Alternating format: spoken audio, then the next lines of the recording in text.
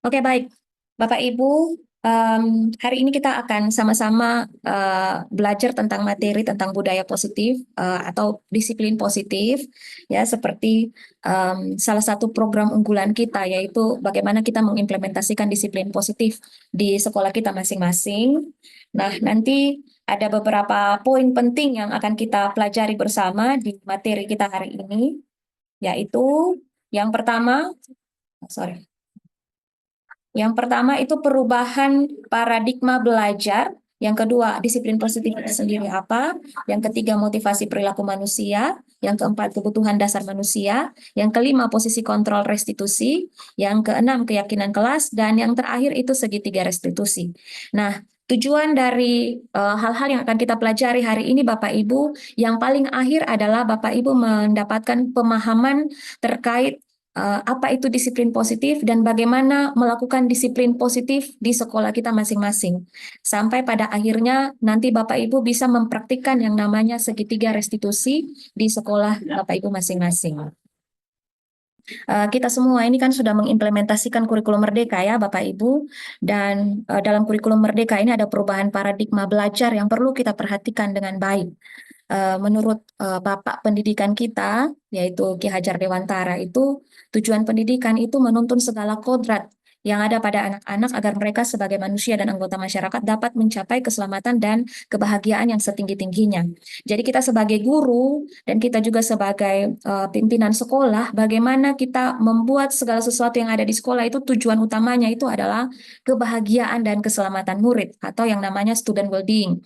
Jadi 8 standar nasional pendidikan itu disusun sebagaimana rupanya dan semuanya itu tujuannya adalah untuk murid.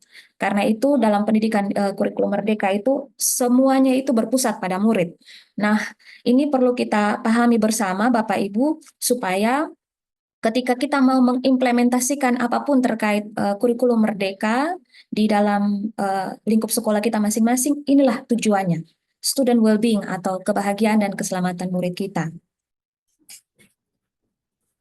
Shalom Miss Shirley dan semuanya. Maaf Pak Peter. Boleh nggak Miss Shirley saya jawab? Ada Boleh, Pak boleh. Peternya lagi, mungkin gangguan. Iya, Iya, boleh.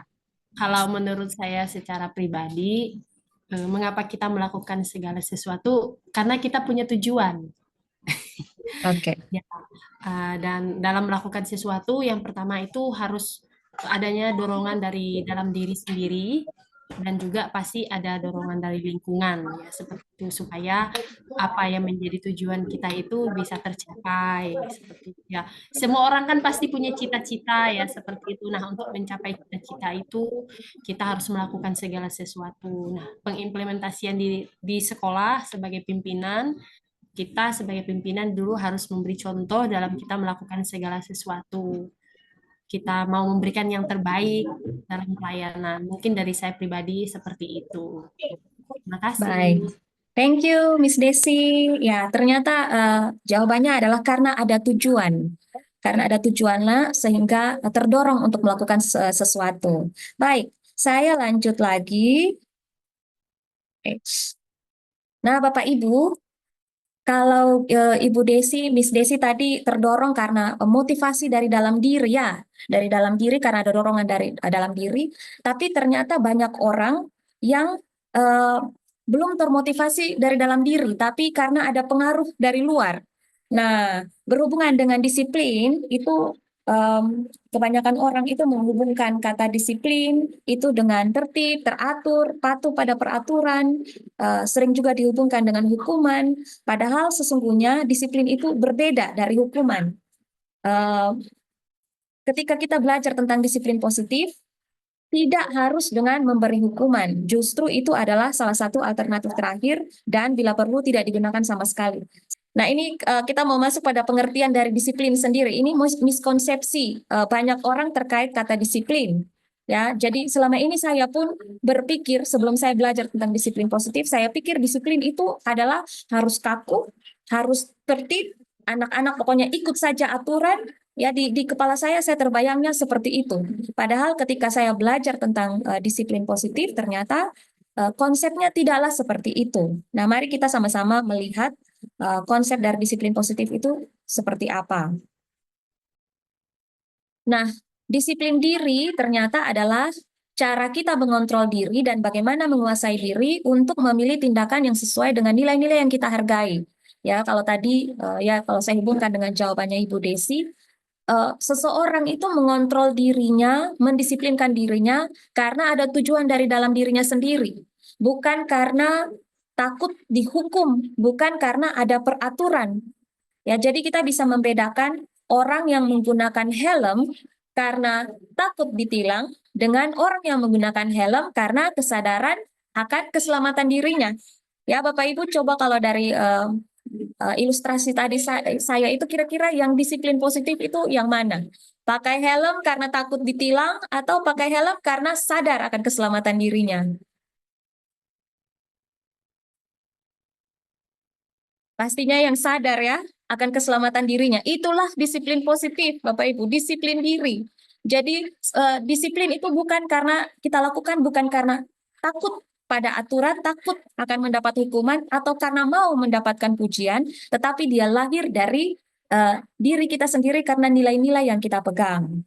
Nah, seseorang yang memiliki disiplin diri berarti mereka bisa bertanggung jawab terhadap apa yang dilakukannya karena mereka mendasarkan tindakan mereka pada nilai-nilai kebajikan universal, seperti tadi yang saya contohkan. Nilai-nilai kebajikan universal itu keselamatan, keselamatan diri, dan itu kalau sudah kita pegang dalam diri kita, kita tidak akan terusik dengan apapun. Mau helmnya mahal, mau helmnya murah, mau helmnya bagus, mau helmnya jelek, intinya saya pakai untuk keselamatan diri. Bukan karena saya kepengen orang lain lihat dan nilai saya, atau karena saya takut ditilang, dan lain sebagainya. Ada teori terkait motivasi perilaku manusia. Jadi manusia itu dalam melakukan berbagai tindakan itu termotivasi. Ada dua motivasi. Yang pertama motivasi eksternal, yang kedua motivasi internal. Nah, motivasi eksternal itu motivasi dari luar diri, baik itu anak maupun kita, karena adanya paksaan. Nah, motivasi ini tidak bertahan lama dan cenderung memberi dampak buruk. Nah, ini betul tidak nih Bapak Ibu? Pengalaman, kalau misalnya kita termotivasi menaati peraturan penggunaan helm itu karena motivasi eksternal, apakah bertahan lama atau tidak? Saya pikir kalau misalnya kita gunakan helm karena takut ditilang polisi, ya kalau polisi tidak ada, ya kita lepas helm. Dan sebenarnya berdampaknya buruk, karena bisa saja kita jalan juga kita tidak tahu nih apa yang terjadi di depan kita. Tapi kalau motivasi kita itu adalah motivasi internal, atau motivasi dari dalam diri untuk mencapai tujuan yang diinginkan dan sesuai dengan nilai-nilai yang diyakini. Motivasi ini membuat kita atau anak murid kita menghargai diri sendiri. Nah, ini kita akan semakin lebih dalam lagi untuk belajar tentang hal ini. Nah, Bapak Ibu, James Wilson dalam buku The Moral Sense itu mengatakan bahwa seseorang menunjukkan perilaku tertentu didasari pada 3 level motivasi. Jadi motivasi itu ada 2 jenis, internal dan eksternal, tapi ada level-levelnya. Nah, level yang pertama itu adalah level yang paling rendah, yaitu untuk menghindari ketidaknyamanan atau hukuman. Level yang kedua, ini sudah naik level sedikit untuk mendapatkan imbalan atau penghargaan dari orang lain. Namun, seperti yang tadi kita sudah lihat di awal, bahwa motivasi itu ada eksternal dan internal. 2 level motivasi, yang 1 dan 2, ini ternyata adalah masuk dalam motivasi eksternal. Dan motivasi ini tidak bertahan lama. Dan berdampaknya bukan berdampak yang positif, tapi bisa saja berdampak buruk bagi anak-anak kita atau bagi diri kita sendiri. Nah, level yang tertinggi atau level yang ketiga yaitu untuk menjadi orang yang diinginkan dan menghargai diri sendiri dengan nilai-nilai yang dipercaya, yaitu motivasi internal. Kita lihat satu-satu. Motivasi eksternal, menghindari rasa sakit atau hukuman. Nah, ini secara naluriah nih kita nih seperti ini Bapak Ibu. Jadi di bagian otak kita itu ada yang namanya bagian otak reptil dan bagian otak mamalia. Nah, bagian otak reptil itu memang sudah didesain untuk kita itu selalu menghindari bahaya. Jadi menghindari bahaya, menghindari rasa sakit, menghindari hukuman. Nah, sehingga ketika kita berhadapan dengan rasa sakit, hukuman, dengan bahaya, otomatis kita akan berespon. Nah, sama seperti anak-anak kita juga, Bapak Ibu, ketika mereka akan menghadapi bahaya, rasa sakit, akan dihukum, itu ada kecenderungan untuk mereka akan menghindar. Atau bisa juga menghasilkan emosi-emosi yang negatif, yang mengakibatkan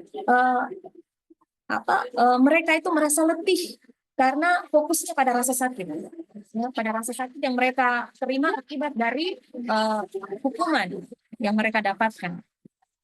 Nah, sebaiknya Bapak Ibu, murid itu disadarkan akan konsekuensi perilaku yang salah agar murid dapat belajar dari kesalahan dan berusaha untuk tidak mengulanginya lagi.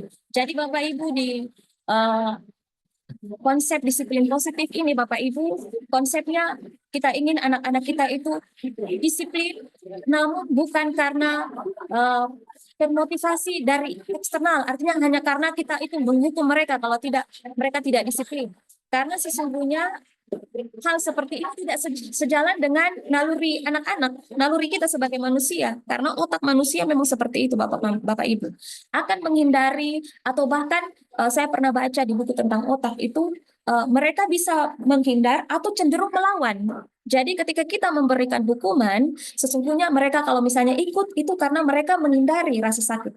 Ada juga kecenderungan anak-anak bisa saja melawan. Bapak Ibu mungkin punya pengalaman-pengalaman, ada anak-anak yang kok jadi pemberontak.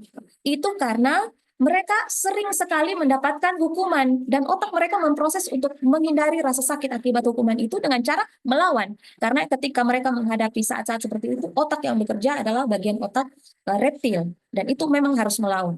Bapak Ibu, karena itu bagaimana kita berhadapan dengan anak-anak kita supaya kita itu jangan menjadi penghukum yang akhirnya murid-murid menjadi penghukum ketika anak-anak itu berperilaku buruk. Ya, yang pertama, jangan kita langsung menghakimi murid, tapi berbicara dari hati ke hati.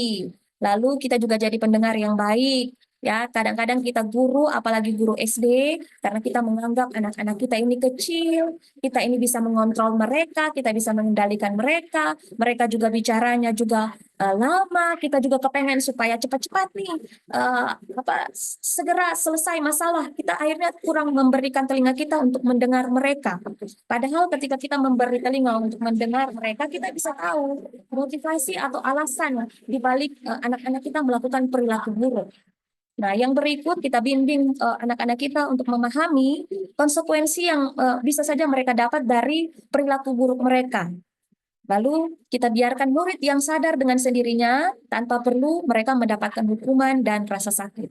Nah, jadi eh, hal-hal ini yang perlu kita lakukan ketika anak-anak kita menunjukkan perilaku buruk.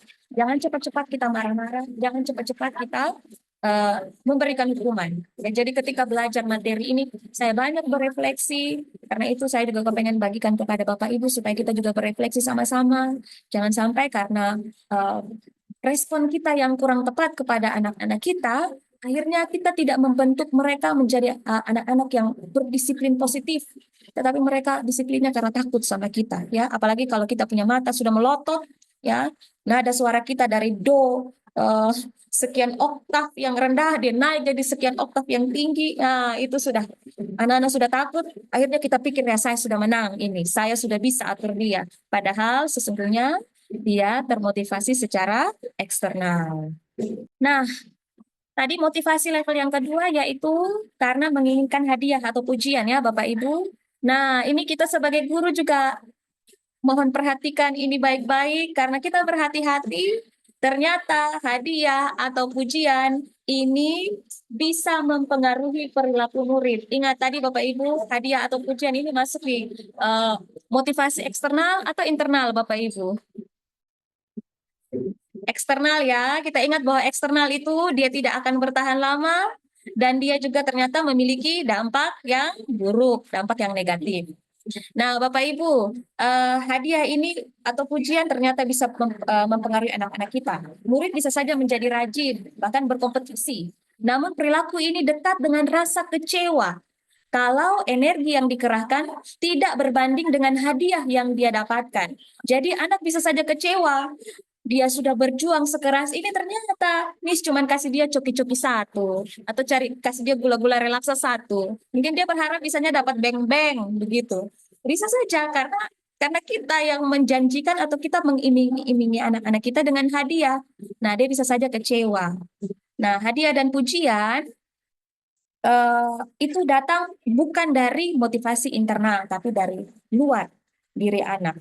Nah, bisa juga ada murid yang sudah memiliki motivasi internal, namun diganggu karena kita itu kasih dia hadiah atau kasih dia pujian.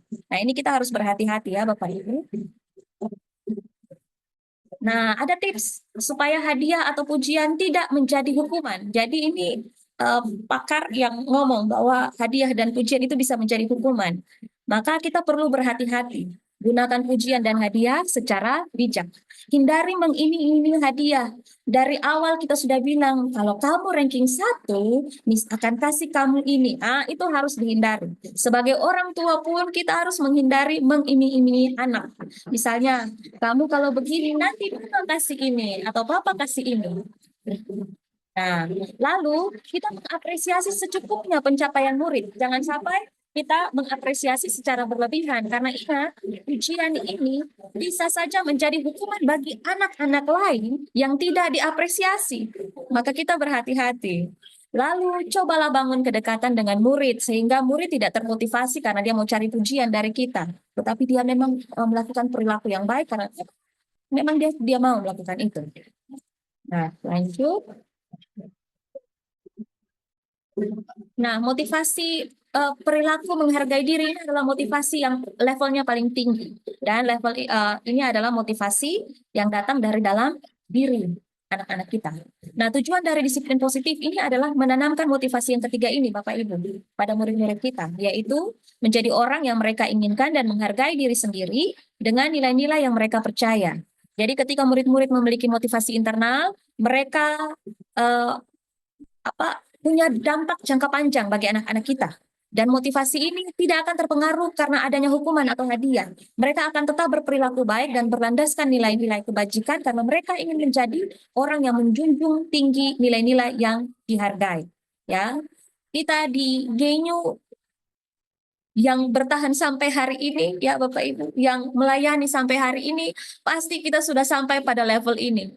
Kita melakukan pekerjaan kita karena nilai-nilai yang kita pegang, karena ada nilai-nilai kebenaran yang kita pegang. Kita melayani Tuhan, kita melayani jiwa-jiwa, dan itu yang membuat kita ini tidak takut menghadapi kesulitan. Ini membuat kita tidak perlu harus dipuji, tidak perlu harus diapresiasi. Pekerjaan kita tidak perlu dilihat oleh orang lain dan orang lain puji kita. Ya, jadi kita bisa bayangkan ya Bapak Ibu, kita bisa membedakan motivasi eksternal dan motivasi internal. Dan motivasi internal ini ternyata wah, pengaruhnya sangat kuat. Pengaruhnya sangat kuat pada kita maupun kepada anak-anak kita. Karena itu, Bapak Ibu, ini yang kita mau tanamkan kepada anak-anak kita. Bagaimana supaya mereka melakukan segala sesuatu, mereka termotivasi dari dalam diri mereka sendiri. Nah, ini tips supaya kita bisa memunculkan motivasi internal murid agar murid dapat menghargai dirinya sendiri. Kita stimulasi dengan pertanyaan-pertanyaan. Apa nilai yang diyakini dalam keluargamu? Nilai baik apa yang kamu percayai? Apa respon dari luar jika kamu berperilaku berdasarkan nilai-nilai yang kamu percayai? Apakah kamu bisa melakukan sesuatu karena nilai-nilai yang kamu yakini akan membuatmu merasa puas, nyaman, ya? Dan berbagai pertanyaan-pertanyaan ini. Yang paling penting, kamu ingin jadi orang seperti apa? Gitu. Jadi orang seperti apa ya Bapak Ibu, bukan kamu ingin jadi apa. Jadi apa itu berbeda dengan menjadi orang seperti apa. Jadi kita bisa arahkan anak-anak. Kamu mau jadi orang seperti apa? Kalau dia bilang saya mau seperti Cristiano Ronaldo, oke kita arahkan kepada nilai-nilai kebajikan dari Cristiano Ronaldo. Oh, Cristiano Ronaldo itu disiplin, bertanggung jawab. Kita bisa arahkan seperti itu. Apakah kamu mau jadi seperti itu?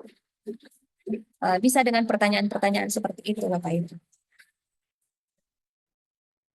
Yang berikut.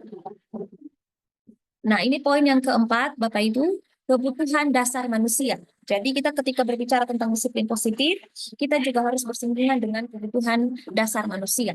Ya, jadi setiap manusia, tindakan kita itu yang kita lakukan itu memiliki tujuan-tujuan tertentu. Ya, semua yang kita lakukan adalah usaha terbaik untuk mendapatkan apa yang kita inginkan. Ketika kita mendapatkan apa yang kita inginkan, sebetulnya saat itu kita sedang memenuhi satu atau lebih dari satu kebutuhan dasar kita. Nah, Bapak Ibu, nanti saya akan mengajak kita semua untuk belajar memahami kebutuhan dasar dari murid-murid kita. Jadi ketika mereka berperilaku, itu sebenarnya untuk memenuhi kebutuhan dasar mereka. Jadi Bapak Ibu nanti bisa melihat dan berpraktik pada kelas Bapak Ibu masing-masing. anak saya misalnya berperilaku seperti ini, kira-kira kebutuhan dasar apanya nih yang belum terpenuhi sehingga dia akhirnya melakukan hal-hal ini. Nah, 5 dasar kebutuhan manusia, Bapak Ibu, ini secara umum seperti ini. Kebutuhan dasar yang pertama adalah kebutuhan bertahan hidup, kebutuhan fisiologis ya, kebutuhan untuk hidup, untuk menghindari rasa sakit, menghindari rasa takut, menghindari ancaman, ini ada di sini. Kebutuhan dasar yang paling pertama. Kebutuhan dasar yang kedua yaitu kebutuhan kasih sayang dan rasa diterima. Lalu kebutuhan yang ketiga ada kebutuhan akan kebebasan. Lalu ada kebutuhan akan kesenangan dan kebutuhan akan penguasaan. Kita akan bedah satu persatu. Nah, Bapak Ibu, sebelum kita bedah, ini saya punya contoh kasus. Ya, mari kita baca sama-sama dan kita pahami. Saya mau mencoba Bapak Ibu untuk bisa menjawab kira-kira dari cerita ini, kira-kira kebutuhan dasar Doni ini apa yang sedang dia penuhi.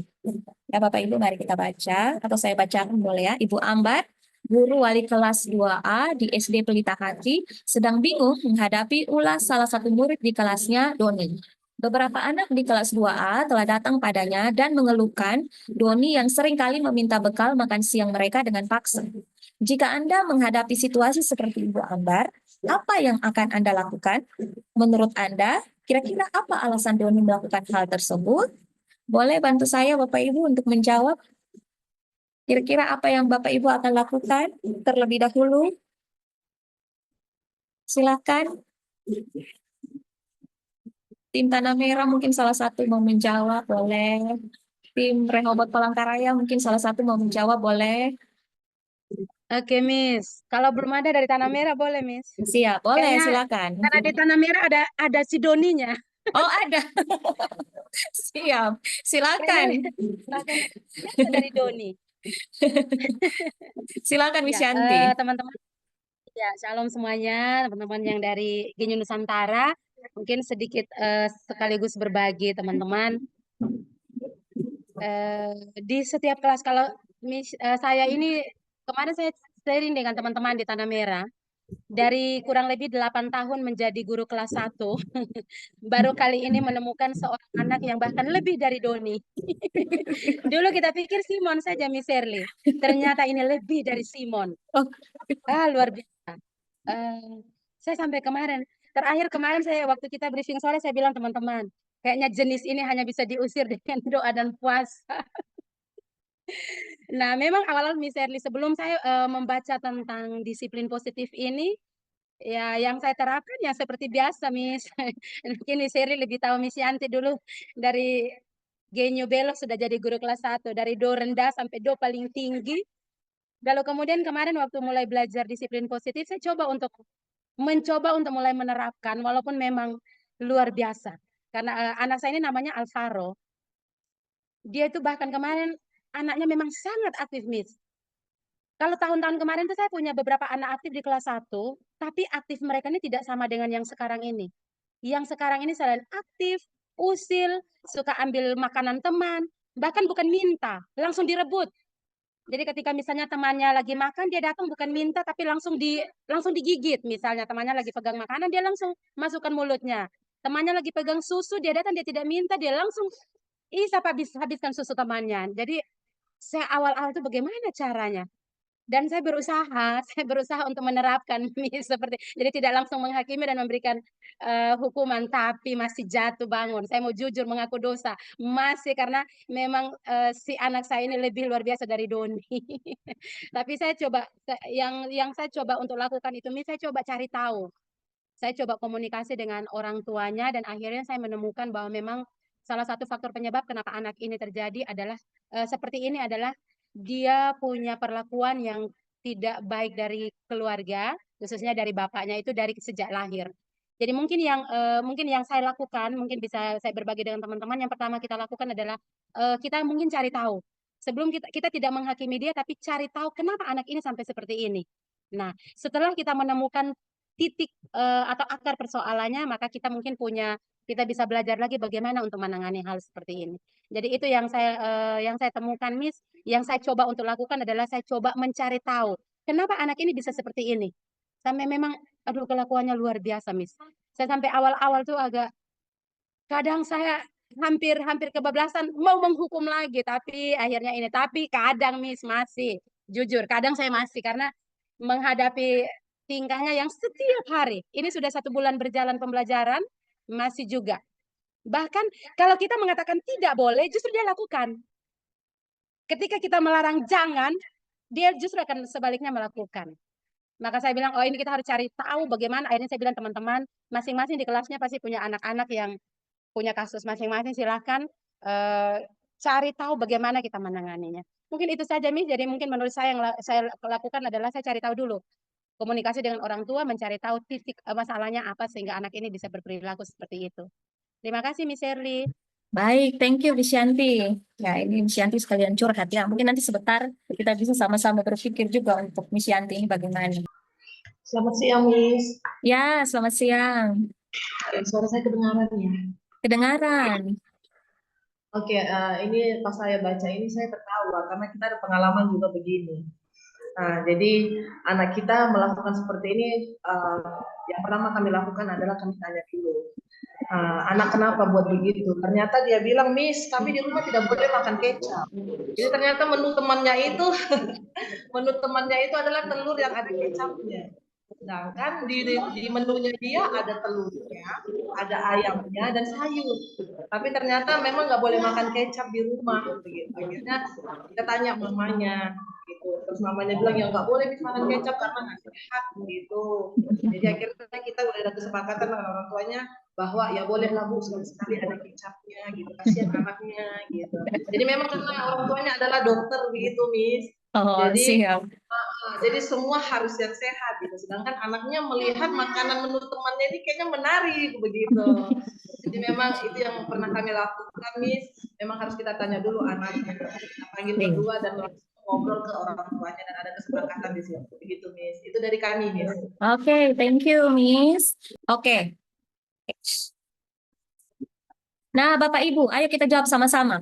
Kalau misalnya Bapak Ibu, Doni itu menjawab karena dia merasa lapar sehingga dia ambil bekal temannya. Kira-kira kebutuhan apa yang sedang ingin dipenuhi oleh Doni? Pastinya kebutuhan untuk yang pertama ya, kebutuhan untuk bertahan hidup. Setuju Bapak Ibu? Karena dia lapar, jadi dia ambil bekalnya teman-teman. Nah, kalau misalnya jawaban Doni ketika Ibu Guru menjawab bertanya kepada dia kenapa? Ya jadi tadi sorry saya kembali lagi Miss Yanti sama Miss Ayu sudah benar ya. Kita jangan langsung menghukum anak tapi menanyakan dulu, menanyakan alasan di balik perilaku anak tersebut. Nah, sama seperti di bagian ini Bapak Ibu, kita perlu cari tahu dan ternyata dari jawaban anak itu kita bisa tahu kebutuhan dasar bagian apa yang belum dipenuhi oleh anak-anak kita, belum terpenuhi. Nah Bapak Ibu, kalau Doni ketika dia jawab karena dia merasa senang temannya jadi memperhatikan dia, kira-kira kebutuhan dasarnya Doni bagian apa yang belum terpenuhi, yang ingin dia penuhi? Tadi ada lima kebutuhan dasar ya Bapak Ibu, masih ingat? Kebutuhan akan bertahan hidup, kebutuhan kebebasan, kesenangan, pilihan, dan penguasaan. Kasih sayang. Kasih sayang. Kira-kira kalau dia merasa senang karena teman-temannya jadinya memperhatikan dia, menurut Bapak Ibu, ini kebutuhannya Doni bagian apa nih yang ingin dia penuhi? Kasih sayang, Miss. Kasih sayang? Oke, Miss Ayu kasih sayang. Ada yang lain? Atau sama?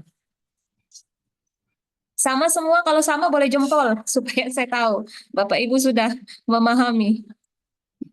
Oke, jadi benar Ibu Ayu, di sini kebutuhan akan kasih sayang dan perhatian. Kata kunci dari jawabannya itu karena teman-teman memperhatikan dia. Ya, kasih sayang dan perhatian. Oke, kalau misalnya jawaban Doni, dia merasa hebat karena temannya jadi takut dengan dia dan menuruti keinginannya. Jadi dia ambil dia punya bekal supaya dia jadi kelihatan hebat. Menurut Bapak Ibu ini kebutuhan apanya yang ingin dipenuhi oleh Doni? Kesenangan mungkin, Miss. Oke, ada yang lain? Ya, Miss Ayu, Kalau dari saya kebebasan. kebebasan. Oke. Ada lagi yang punya pilihan berbeda? Pak Welana boleh? Kalau saya penguasaan yang terakhir. Oke, penguasaannya. Oke, thank you. Nah, ini di antara yang tadi Bapak Ibu jawab itu yang lebih tepat adalah jawaban dari Pak Welana. Jadi kalau kita lihat kata kuncinya dia merasa hebat. Nah, itu berarti penguasaan. Jadi kebutuhan akan penguasaan. Karena dia mau teman-temannya tuh jadi takut sama dia. Nah, oke, kita lanjut ke ini. Kalau misalnya Doni bilang dia bosan dengan dia punya bekal makanan yang dibawakan ibunya dari rumah. Karena ibunya selalu membawakan bekal yang sama. Oleh karena itu dia ingin mencoba makanan teman-temannya yang beraneka ragam. Nah, seperti tadi, Miss Ayu punya anak tuh. Kira-kira kebutuhan apanya yang sedang ingin dia penuhi? Kesenangan. Oke, Pak Welana kesenangan. Ada yang lain?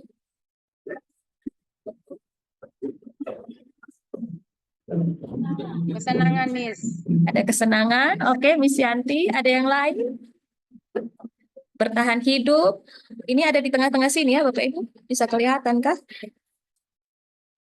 Saya perbesar. Oh, kok jadi hilang? Bertahan hidup, kasih sayang, kebebasan, kesenangan, penguasaan. Kebebasan itu bisa kebebasan akan pilihan. Jadi Bapak Ibu, apa yang sedang ingin dipenuhi oleh Doni? Yang tepat itu adalah Penguasa. kebebasan. Kebebasan, ya. Iya, kebebasan akan pilihan. Karena Doni kepengen juga yang lain. Mama hanya kasih itu saja. Dia juga kepengen sesuatu yang berbeda. Jadi kebutuhan yang sedang ingin dipenuhi oleh Doni adalah kebebasan. Nah, kalau ini lihat dari kata kuncinya. Ia melakukan karena iseng saja dan ia menikmati ekspresi wajah teman-temannya yang kesal karena diambil makanannya dan menurut dia ekspresi teman-temannya itu lucu. Ini kira-kira? Kesenangan. Oke, kesenangan ya.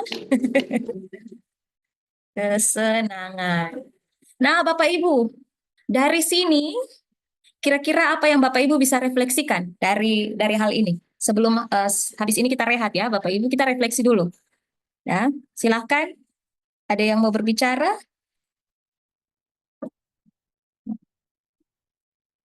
Ternyata Bapak Ibu, kalau misalnya jawaban Doni ini berbeda-beda, ternyata kita jadi tahu ya, kebutuhannya Doni juga ternyata bisa saja kita kalau sudah salah, belum mengetahui motivasi apa yang membuat Doni melakukan itu, bisa saja kita treatmentnya juga salah kepada Doni. Ya, seperti Miss Ayu tadi sudah benar dengan mencari tahu eh, apa kebutuhan dari anak Miss Ayu yang belum dipenuhi, treatmentnya jadinya tepat. Kalau misalnya Miss Ayu salah treatment, pikirnya ya karena dia lapar, jadi Miss Ayu tambah lagi kah apa begitu. Atau karena Miss Ayu pikir kayaknya dia ini mau kelihatan jago di teman-temannya, akhirnya treatmentnya kita bisa saja berbeda. Betul ya Bapak Ibu? Nah, Miss Yanti mungkin Miss Yanti kasus khusus itu. Kasus khusus tapi mungkin Miss Yanti tetap bisa mencari tahu, berikan pertanyaan-pertanyaan pemantik. Mungkin dengan itu dari si anak mungkin menjawabnya juga kurang kurang jelas ya, bisa dicari tahu ke orang tua seperti yang tadi Miss Yanti lakukan ya. Sehingga bisa tahu, oh ternyata mungkin Miss Yanti kebutuhannya adalah kasih sayang dan perhatian karena itu tidak didapatkan dari rumah. Jadi Miss Yanti treatmentnya adalah treatment yang bagaimana, yang tepat. Oke Bapak Ibu, sebelum kita rehat, boleh kita berefleksi dulu sampai di sini. Kira-kira ada yang mau berbicara? Saya mau dengar suara dari Rote dulu. Dari tadi saya belum dengar. Suara dari Rote boleh? Oke, boleh dari Pak Welana, boleh? Silakan.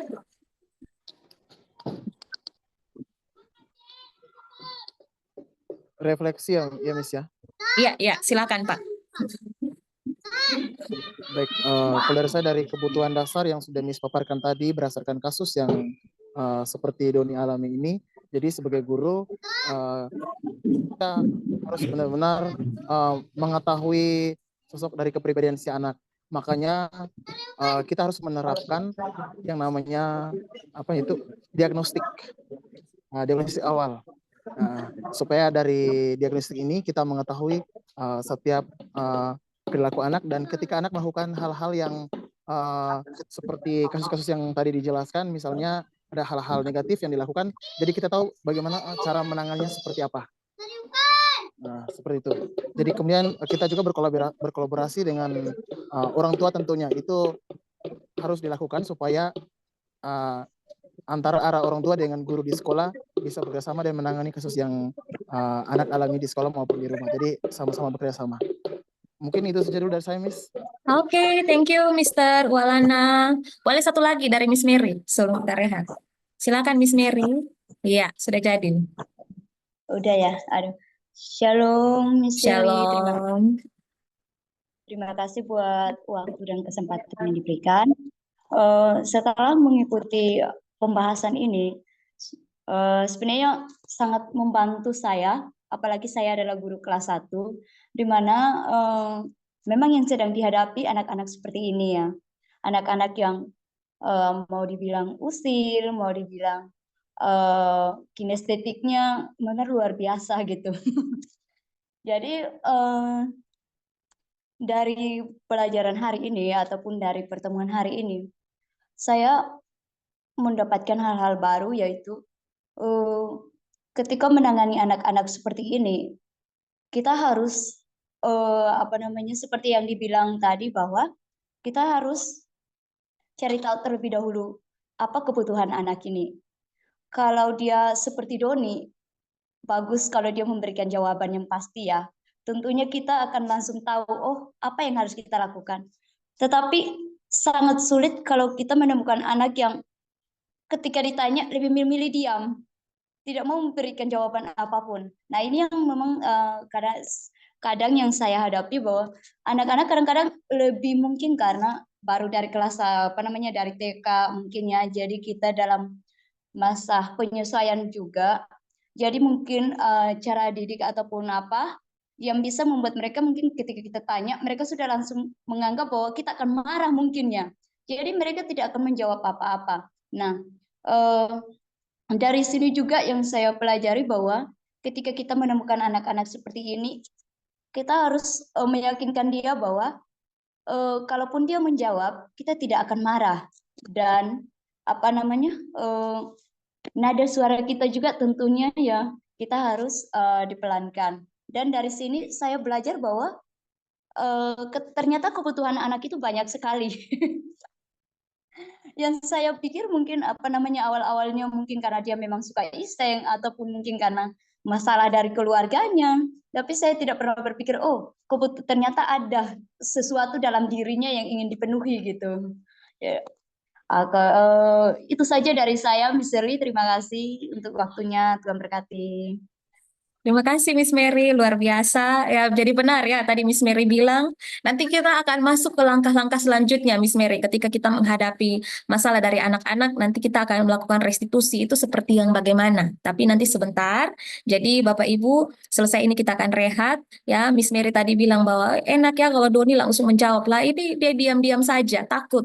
Nah ini tadi di awal-awal saya sudah sampaikan bahwa memang kepada anak, apalagi guru kelas 1, kita harus bangun kedekatan kepada anak supaya dia merasa nyaman, ya. Memang kalau Miss Yanti, Miss Mary, guru-guru kelas 1 bilang, Miss Shirley ngomong gampang, pelaksanaannya susah. Jadi Miss Yanti silahkan berdoa dan berpuasa, silahkan untuk kasus itu. Supaya Tuhan bisa kasih kita kesabaran yang lebih banyak lagi, kasih dan kesabaran yang lebih banyak, dan hikmat supaya menghadapi anak-anak seperti itu harus bagaimana.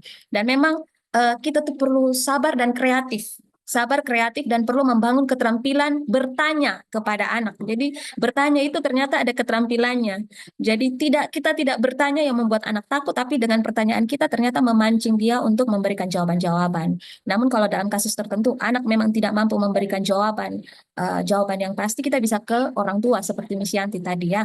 Jadi kita bisa berkomunikasi dengan orang tua, oh ternyata begini. Miss Ayu juga ternyata berkomunikasi dengan orang tua, oh ternyata begini. Ya, jadi seperti yang tadi Pak Welana bilang ya, berkolaborasi dengan orang tua. Jadi menghadapi anak-anak seperti itu. Baik Bapak Ibu, ini sudah jam 12 lebih 9 menit.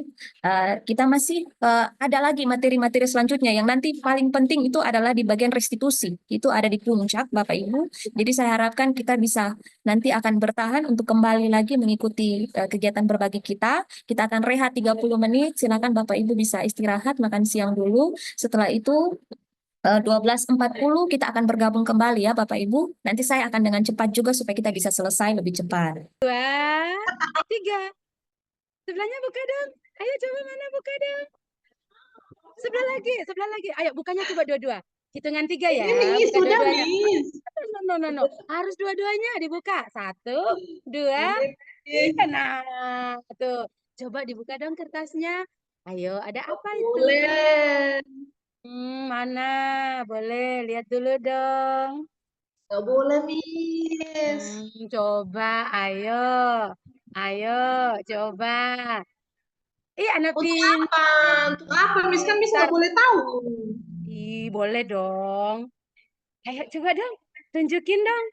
Nggak boleh, Oke, Miss. hitungan Ini ya, sampai hitungan 5 rahasia. dibuka ya. 1, 2, sudah 3 loh. 3, ayo. 3, 4, 5, ye.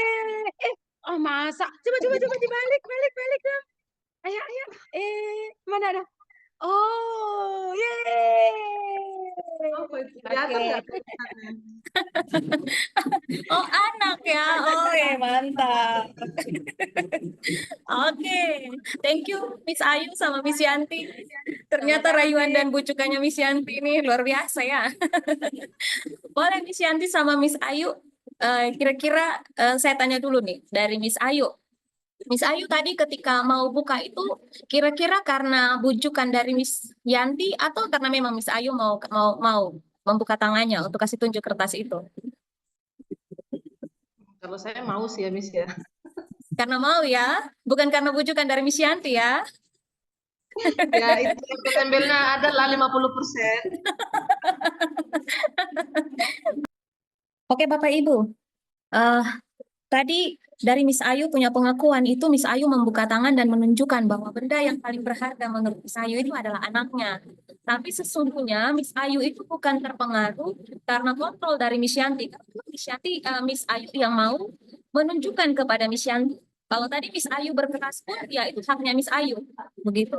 Jadi Bapak Ibu, ada miskonsepsi yang salah terhadap pandangan kita sebagai guru selama ini. Kita berpikir bahwa kita itu bisa mengontrol murid. Nah, ini sesuatu yang salah, Bapak Ibu. Itu adalah sebuah ilusi. Lalu kita juga berpikir bahwa semua penguatan positif itu efektif dan bermanfaat. Padahal belum tentu seperti itu. Lalu ada ilusi juga dan ini sesuatu yang salah bahwa kritik kita kepada orang lain itu bisa membuat orang merasa bersalah dan bisa menguatkan karakternya. Itu sesuatu yang salah. Lalu ada ilusi bahwa orang dewasa memiliki hak untuk memaksa kepada anak-anak. Ini juga adalah sesuatu yang salah. Nah, Bapak Ibu, kita perlu tahu bahwa yang benar ya dalam teori kontrol itu adalah 3 poin ini Bapak Ibu. Kita semua akan melakukan hal yang terbaik yang bisa kita lakukan. Ya, jadi itu terdorong dari diri kita sendiri, bukan karena paksaan dari luar. Lalu semua perilaku itu memiliki alasan. Dan kita semua, baik itu kita orang dewasa maupun anak-anak, memiliki yang namanya motivasi internal.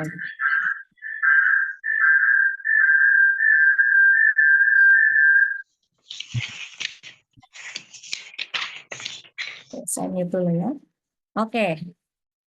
Nah, terkait dengan hal ini Bapak Ibu, maka kita ini perlu berefleksi diri kita sebagai guru.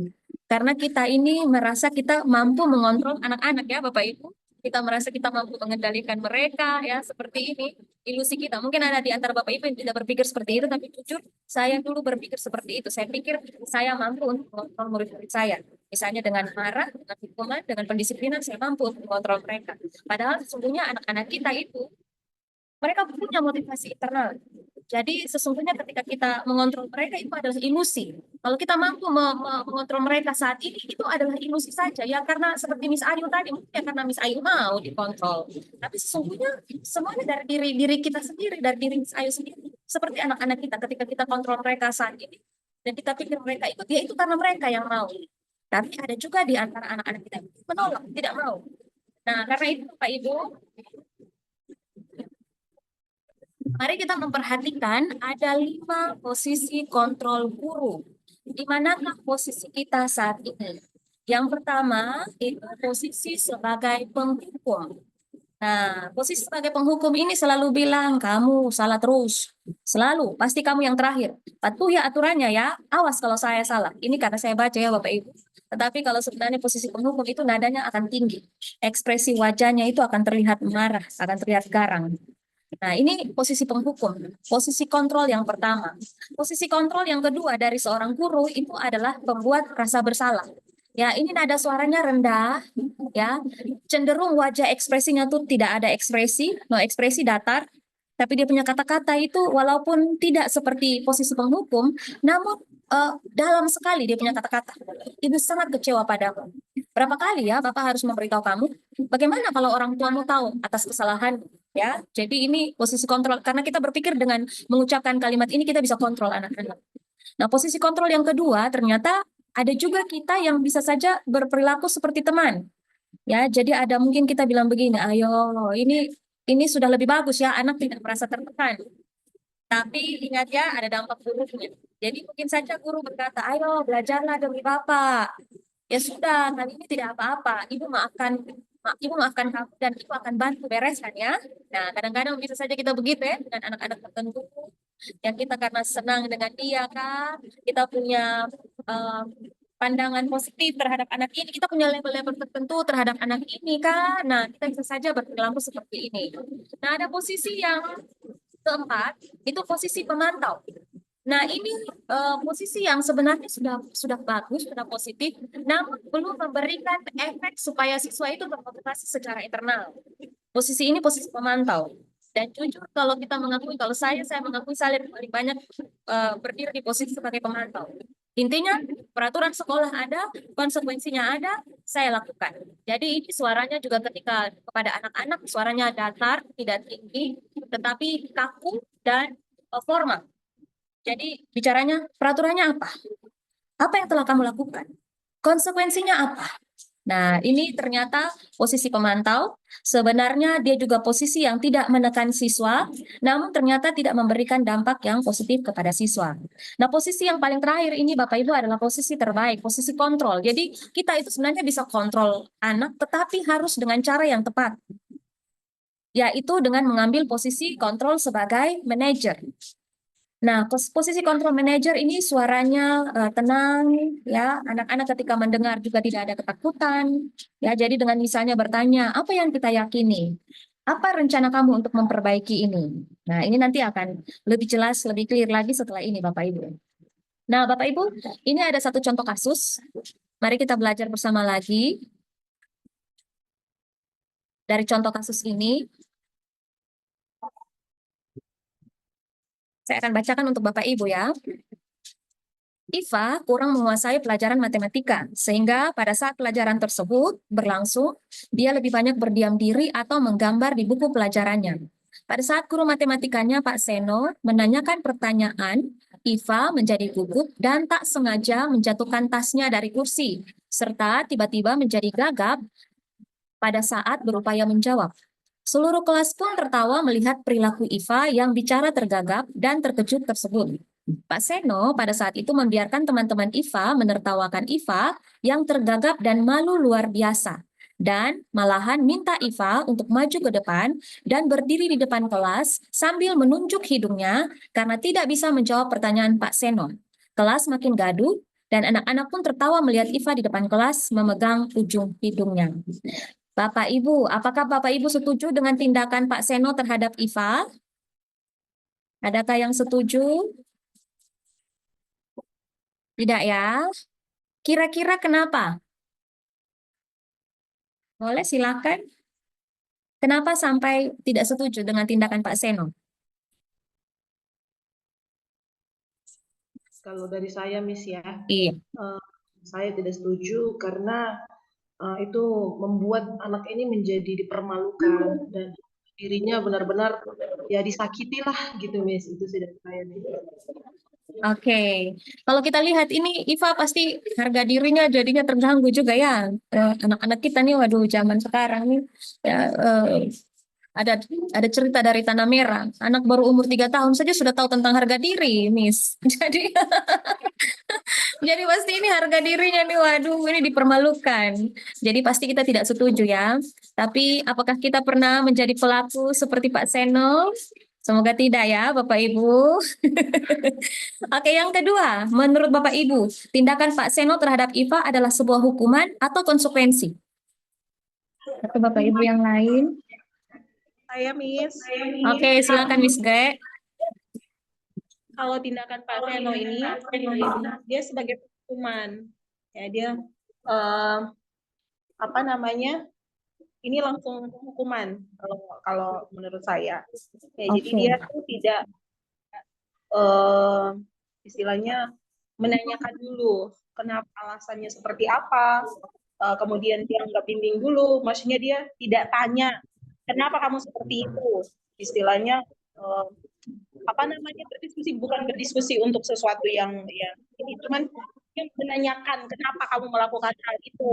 Nah, seperti itu. Kemudian jadi dia langsung seperti memberi penghukuman yang akhirnya mengakibatkan anak ini menjadi akhirnya secara psikisnya ya, secara psikologinya ya pasti malu.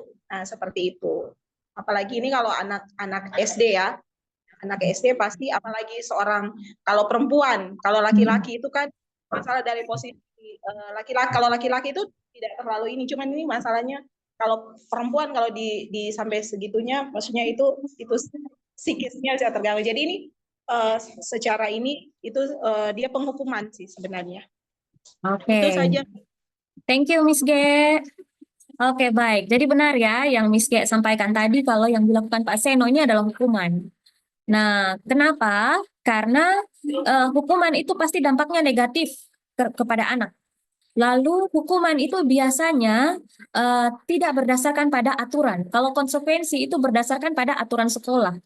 Nah, misalnya aturan sekolahnya kalau tidak boleh datang terlambat ya. Jadi kalau datang terlambat, misalnya konsekuensinya harus misalnya kerja sosial. Nah, itu konsekuensi. Atau misalnya ketika anak misalnya dia jatuhkan tumpahkan air di buku temannya, konsekuensinya adalah dia harus melap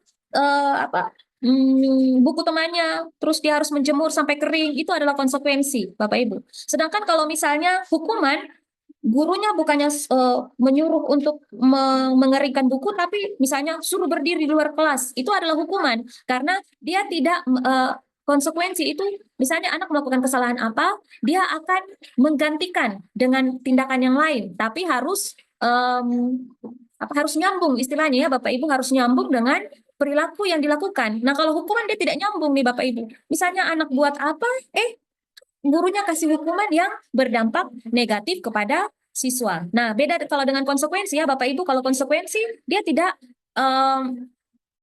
membuat anak menjadi malu, tidak membuat anak jadi ketakutan, tidak seperti itu. Jadi ada perbedaan antara hukuman dan konsekuensi. Dan memang di posisi ini Pak Seno mengambil posisi sebagai seorang penghukum.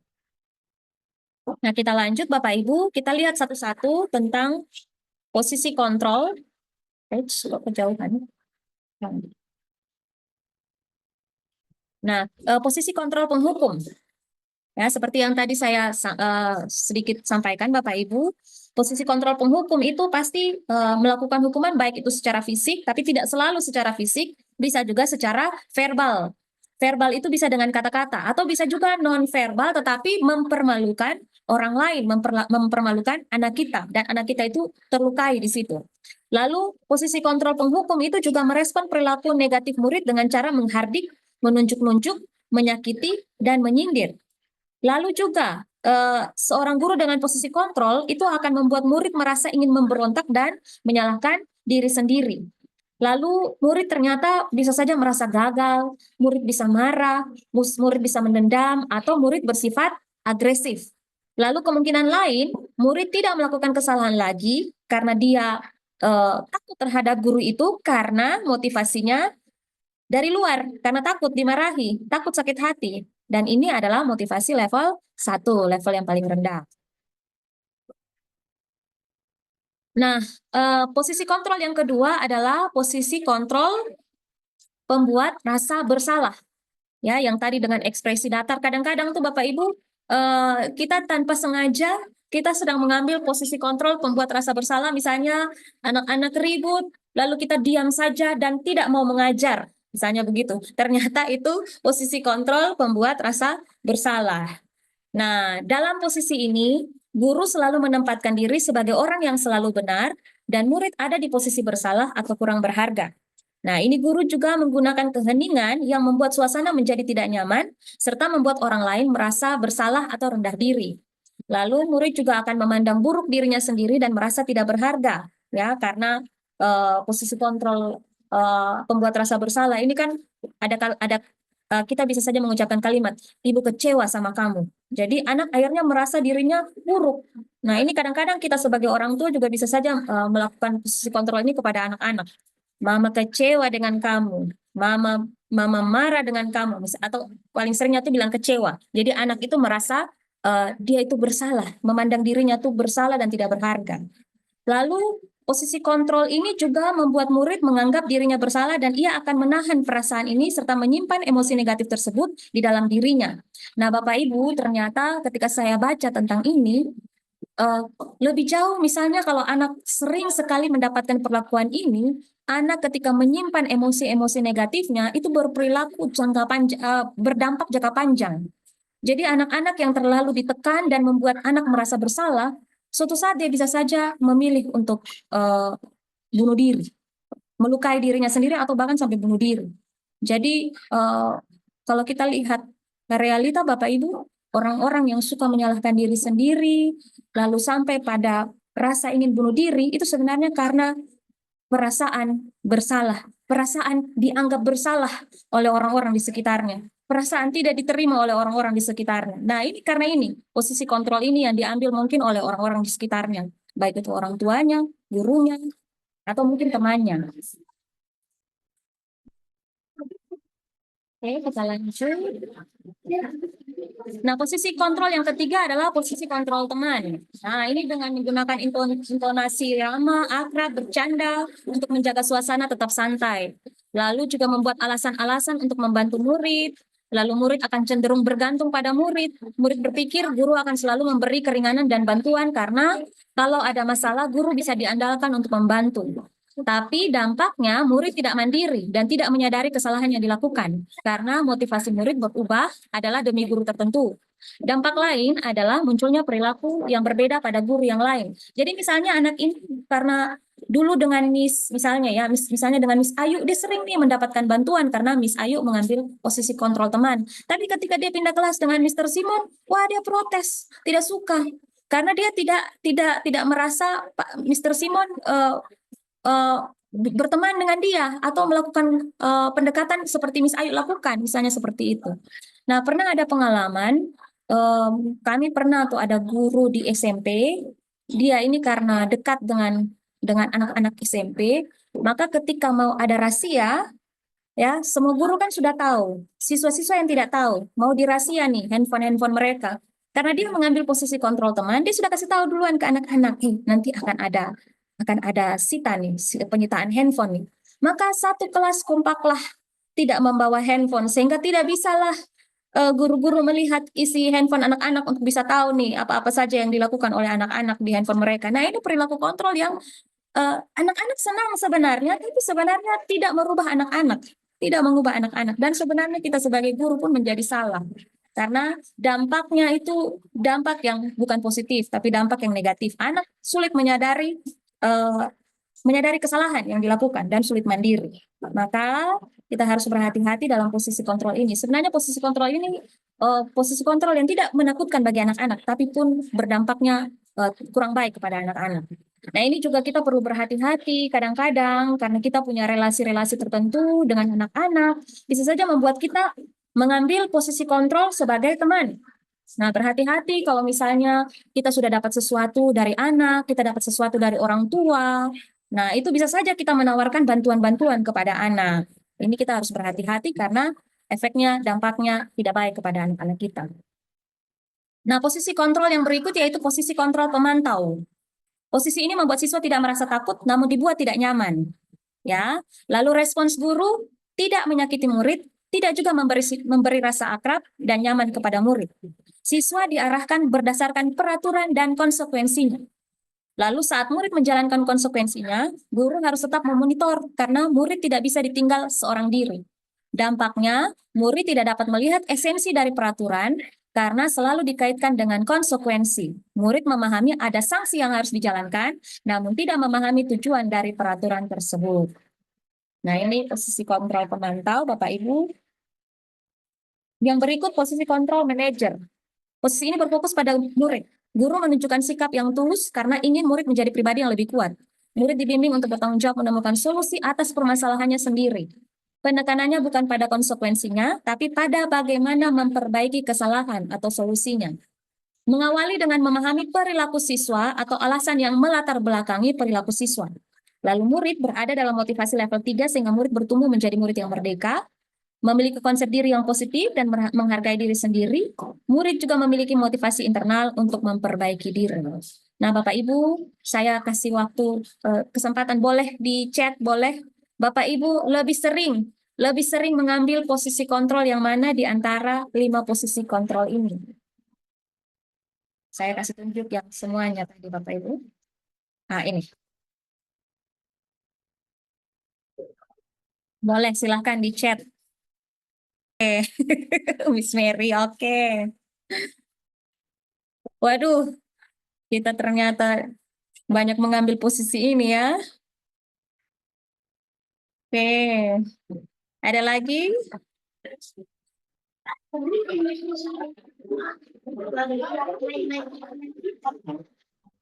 Oh, tadi Pak Peter ternyata ada menjawab ya. Silakan Miss Gen. Kalau saya sih ke pemantau. Pemantau ya, banyak ya kita ya. Ya. Wah, Pak Simon teman ya. Oh, Miss Yati tidak untuk semua anak. Oke. Oh, Pak Peter 1 dan 2. Pembuat rasa bersalah dan penghukum. Oke, pada anak-anak tertentu pemantau. Oke, penghukum dan pemantau. Oke. Thank you untuk jawabannya Bapak Ibu. Jadi kita makin tahu ya Bapak Ibu, ternyata posisi kita itu belumlah posisi yang ideal untuk mendorong anak termotivasi secara internal dan bisa ada disiplin positif di sekolah kita. Karena kita ternyata masih mengambil posisi sebagai penghukum, sebagai pembuat rasa bersalah, Pak Simon sebagai teman, ada pemantau.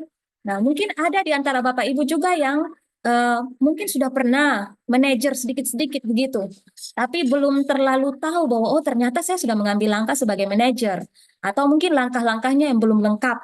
Nah, nanti di sini Bapak Ibu saya akan berbagi tentang bagaimana posisi kontrol manajer itu. Nah, Bapak Ibu, sebelum kita masuk lebih dalam tentang posisi kontrol manajer, ada hal penting yang perlu kita pelajari bersama. Karena posisi kontrol manajer ini akan berhubungan dengan yang namanya keyakinan. Keyakinan atau nilai-nilai kebajikan. Nah, maka kita akan belajar tentang keyakinan kelas, Bapak Ibu. Nah, Bapak Ibu, sebelum itu saya punya pertanyaan. Apakah keyakinan kelas sama dengan peraturan kelas? Boleh juga diketik, Bapak Ibu, silahkan. Oh, Susianti OTW ke manajer ya. Mantap. Oh, Miss G sudah open mic nih, Miss G. Silahkan, Miss G. Oke, kalau sebenarnya tidak sama, Miss. Kalau keyakinan itu ada persepakatan dulu antara guru, antara mentor dengan anak-anak. Ya itu memang di sini juga sudah kita seperti dan kelas sebelum pembelajaran. Nah kalau sebenarnya aturan itu hanya cuma kalau aturan sama ini ya, keyakinan. Jadi aturan itu mungkin dari pihak guru sendiri gitu. Itu jadi aturan-aturan yang berdasarkan karena kan mental yang paling nilai-nilai apa saja yang ditanamkan di sini, kemudian visi dan misi, dan kebanyakan cenderung kepada keinginan dari mentor itu. Jadi sepihak, jadi tidak sama. Kalau keyakinan itu ada kesepakatan bersama antara siswa dengan murid. Siswa dengan guru. Ya, oke. Oke, thank you Miss G. Oke, baik, betul sekali yang Miss G bilang ya, kalau keyakinan dengan peraturan itu beda. Memang lebih sering itu peraturan itu dari mentor, karena kita itu tadi miskonsepsi tentang teori kontrol ya, karena kita berpikir bahwa kita mampu mengontrol murid lewat peraturan-peraturan. Nah, Bapak Ibu mungkin di sekolah masing-masing, di kelas masing-masing sudah mulai melakukan ini, membuat keyakinan kelas ya bersama-sama dengan anak-anak. Nah, mungkin di materi kali ini kita lebih mendalami lagi supaya tepat nih yang kita lakukan nih. Keyakinan kelas ini sudah tepat. Bapak Ibu bisa evaluasi sudah tepat atau masih kurang tepat kah? Kalau sudah tepat berarti oke, kita tinggal lakukan terus. Kalau kurang tepat berarti mungkin kita bisa cari waktu dengan anak-anak untuk menyepakati lagi keyakinan kelas. Nah, peraturan kelas itu memang biasanya dari guru atau dari sekolah, tapi dengan tujuan-tujuan tertentu. Benar kan Bapak Ibu, misalnya peraturannya dilarang membuang sampah di sembarang tempat. Tujuannya apa? Supaya sekolah kita menjadi bersih, kelas kita menjadi bersih. Nah, tujuan-tujuan itulah yang adalah nilai-nilai. Nilai apa? Nilai kebersihan. Nah, nilai-nilai ini itu yang menjadi keyakinan itu adalah nilai-nilai kebajikan yang bersifat universal, yang disepakati secara universal. Tidak ada karena persamaan suku, karena sama negara, karena sama bahasa, sama agama, jadi nilai-nilainya menjadi sama, bukan. Misalnya, walaupun sukunya berbeda, di Palangka misalnya ya pasti walaupun di Kalimantan tapi pasti sukunya ada heterogen juga ya. Apalagi misalnya di kami di Kota Kupang ini kan heterogen. Tidak terlepas dari itu nilai-nilai universal, misalnya kasih itu adalah nilai universal. Tidak karena dia agama ini, karena suku ini lalu nilainya berbeda, atau nilai tentang keselamatan, tentang kebersihan, tentang nilai-nilai misalnya gotong royong, itu adalah nilai-nilai universal. Nah,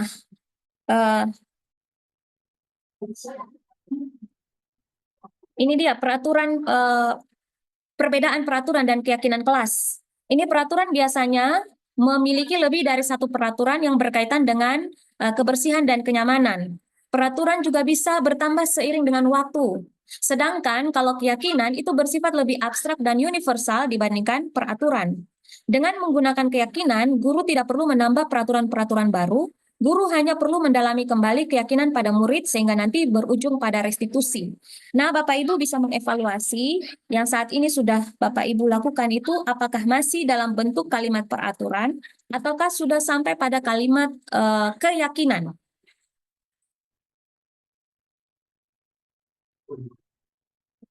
Misalnya Bapak Ibu, dilarang merokok, apakah itu keyakinan ataukah itu peraturan? Menurut Bapak Ibu, keyakinan atau peraturan? Oke, peraturan. Kalau dilarang merokok itu kita ubah menjadi keyakinan, kira-kira bagaimana? Pak Atran. Dilarang merokok khususnya di lingkungan sekolah ya, dilarang merokok di lingkungan sekolah. Kalau kita mau mengubahnya menjadi keyakinan sekolah, kira-kira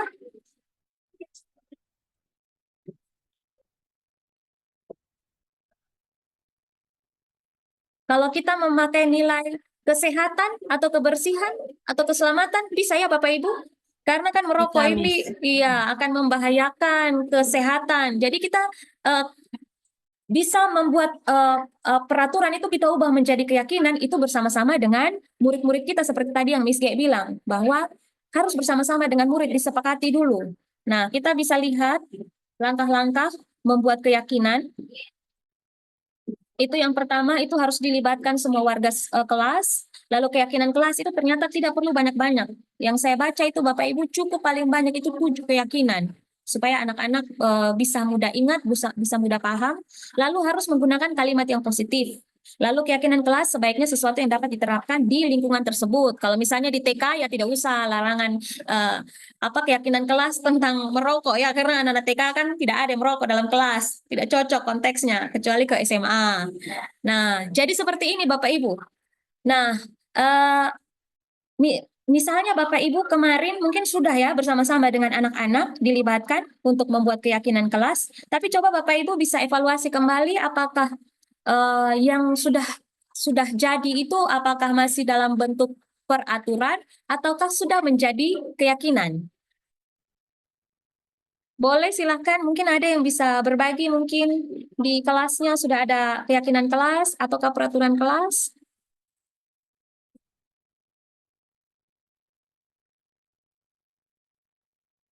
Hidup sehat tanpa rokok. Wah, mantap ya, Miss Mary. Miss G, boleh Miss G? Sudah ada ya keyakinan kelas? Sudah, Miss. Oke, Miss. Kalau boleh kasih tahu ke kami, Miss, misalnya contoh salah satu keyakinan kelasnya.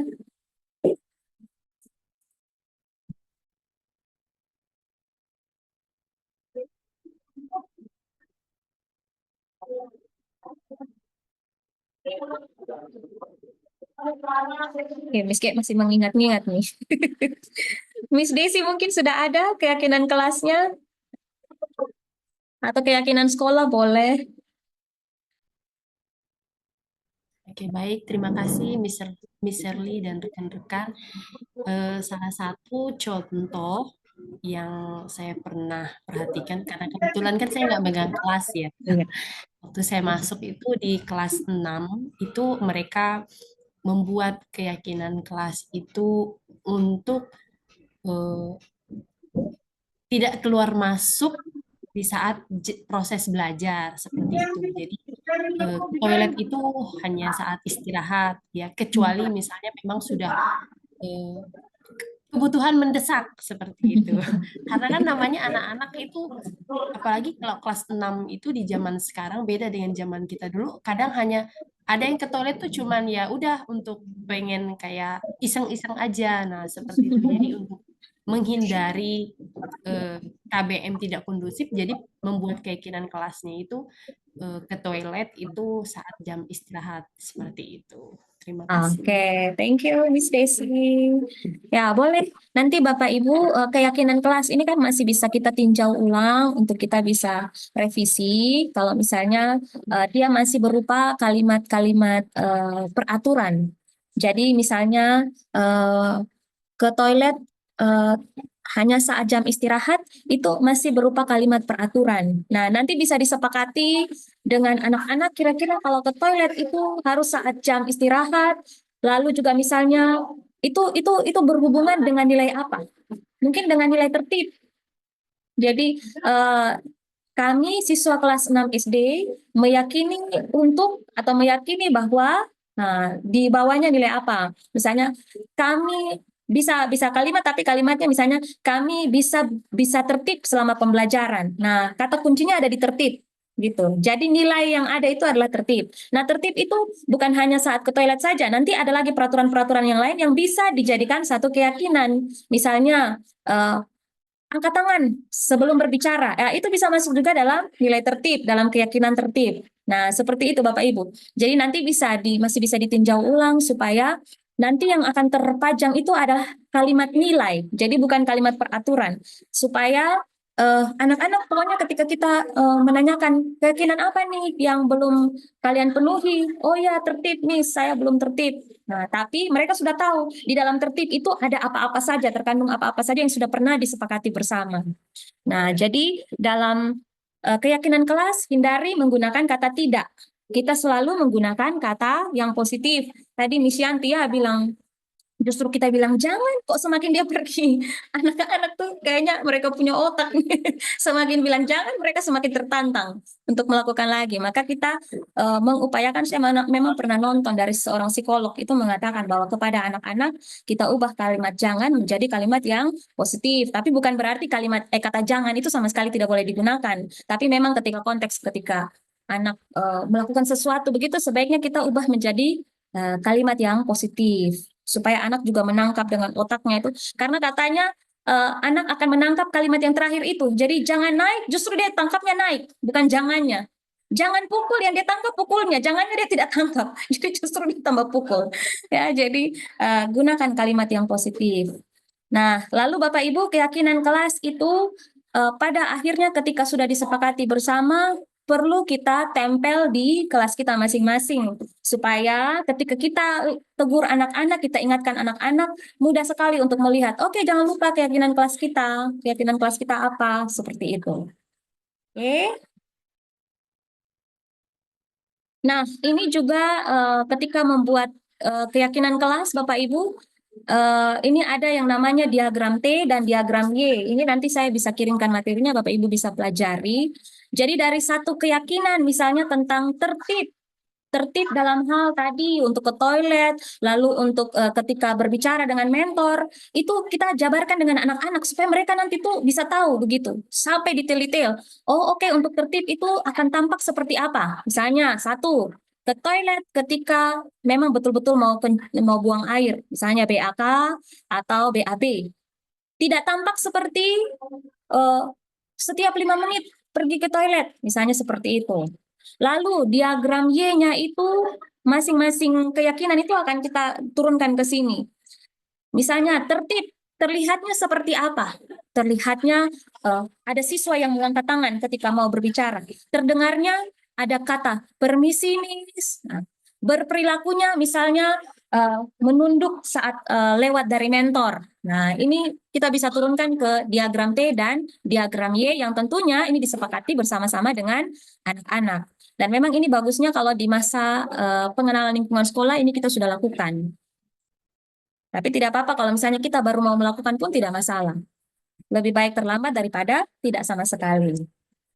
Nah, Bapak Ibu, dari keyakinan kelas tadi dan tadi yang saya bilang bahwa posisi kontrol yang paling ideal oleh seorang guru itu adalah posisi kontrol manajer.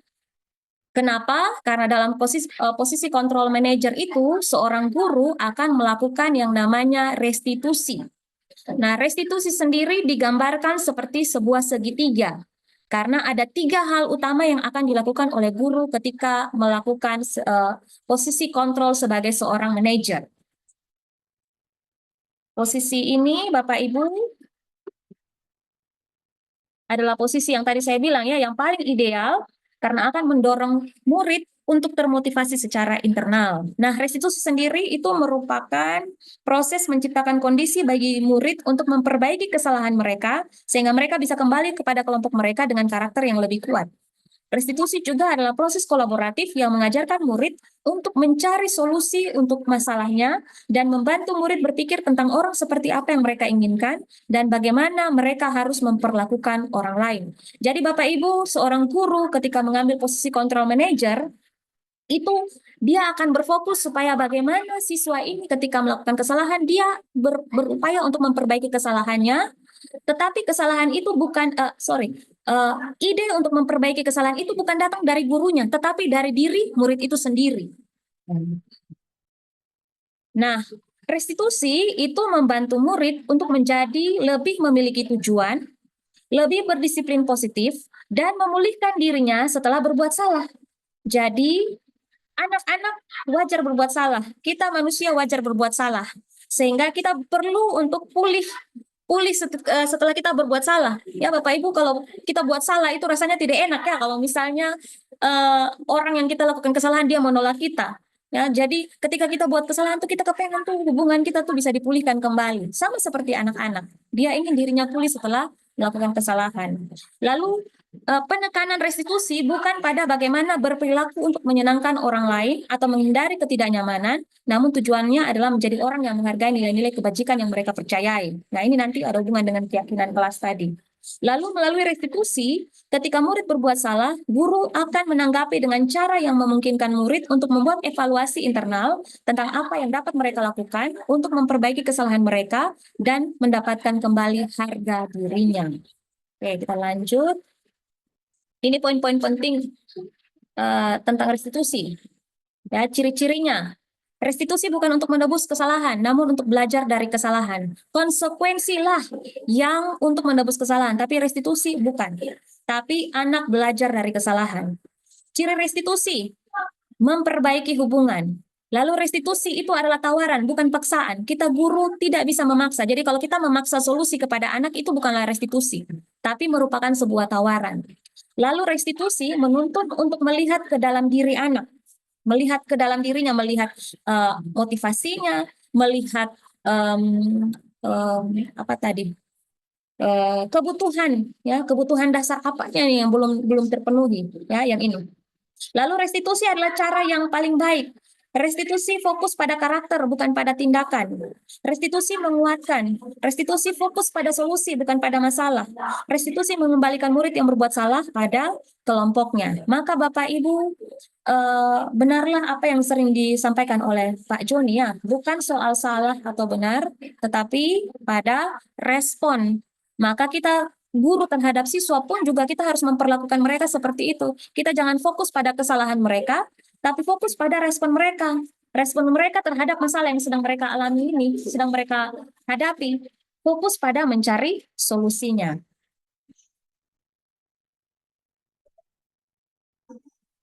Oke, selanjutnya. Nah, di sisi segitiga restitusi ini Bapak Ibu ada 3 hal penting. Ini kita perlu ingat. Kita ingat baik-baik supaya ketika kita mencoba mengambil posisi kontrol sebagai seorang manajer, kita melakukan 3 hal ini. Yang pertama, stabilkan identitas anak yang melakukan kesalahan. 2, validasi tindakannya yang salah. Dan yang ketiga, menanyakan tentang keyakinan, baik itu keyakinan kelas maupun keyakinan sekolah. Satu-satu akan terjelaskan Bapak Ibu.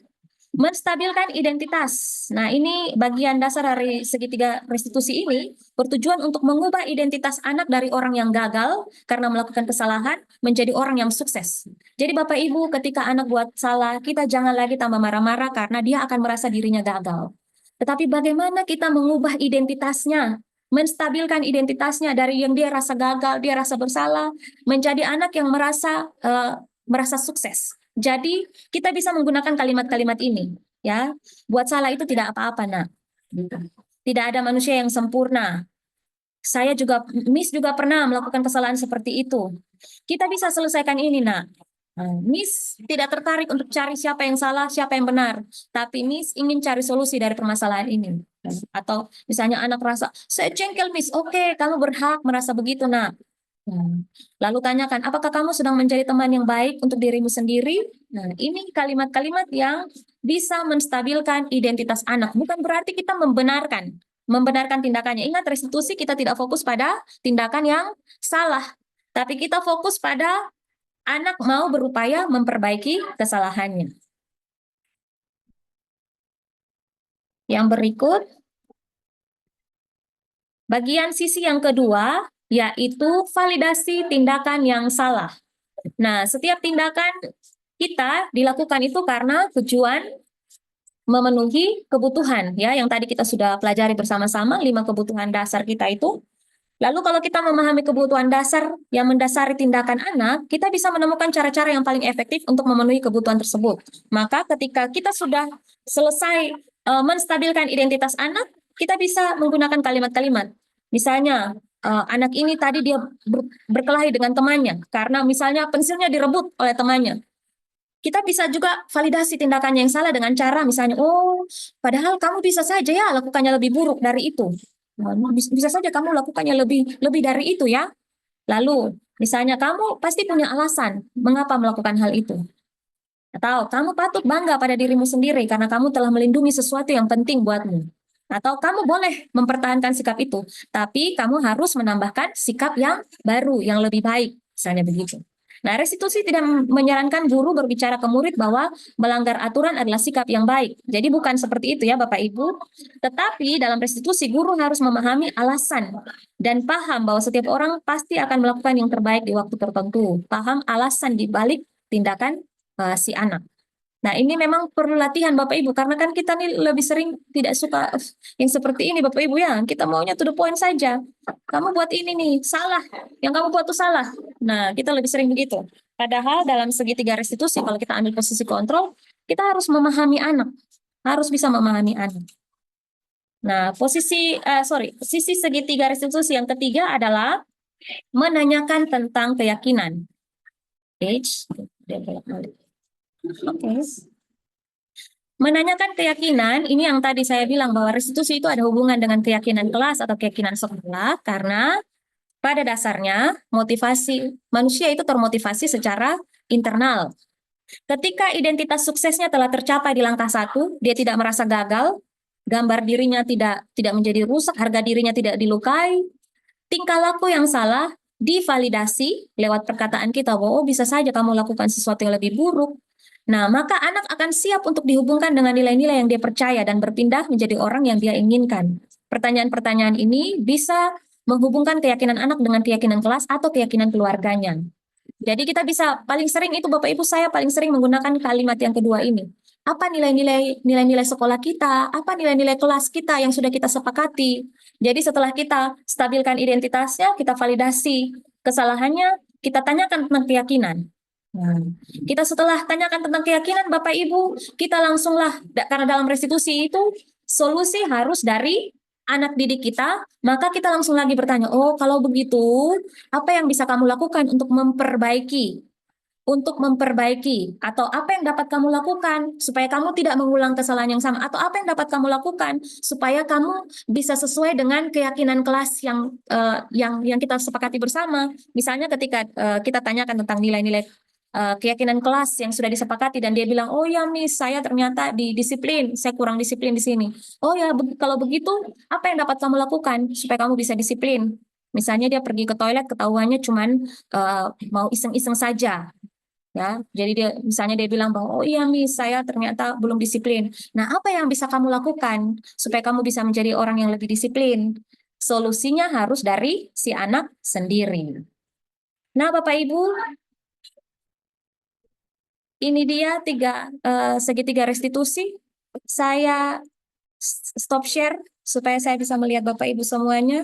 Mungkin terlalu banyak kah atau bagaimana, dan mungkin Bapak Ibu sudah mencatat hal-hal yang perlu ditanyakan, ataukah Bapak Ibu menjadi lebih paham tentang segitiga restitusi atau masih kurang. Silakan Bapak Ibu. Saya kasih waktu untuk Bapak Ibu mungkin mau bertanya, merespon, atau mau berefleksi juga saya persilahkan. Sebenarnya ada tugas, tapi nanti saya kirim saja ya Bapak Ibu karena waktunya di sini terbatas, supaya Bapak Ibu lebih paham lagi cara melakukan restitusi. Restitusi itu memang butuh latihan. Dan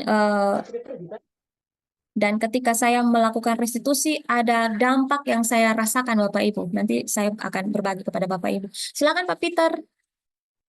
Mau off cam tadi, mungkin salah tekan. Oh Adakah iya, Bapak? Ibu. Oh ya. Terima kasih banyak Ibu. Ya, sama-sama Bapak. Ya, kalau kan tidak hanya ada di dalam kelas ya, tapi karena ini kan spesifik untuk ke mentor. Tapi bagi kita yang di yayasan ini juga pun perlu paham ini, sehingga kita tidak terjun bebas. Ya sudahlah, ya ada banyak pelajaran penting sebelum Sir Simon Majelinako di SD ini. Ya banyak hal yang kami perlu perhatikan. Ternyata yayasan tidak bisa lepas begitu saja, tapi butuh pengawasan yang lebih sehingga kita tetap berada di realnya yang benar. Tentang menyangkut tadi catatan saya cukup banyak ini. Mana itu yang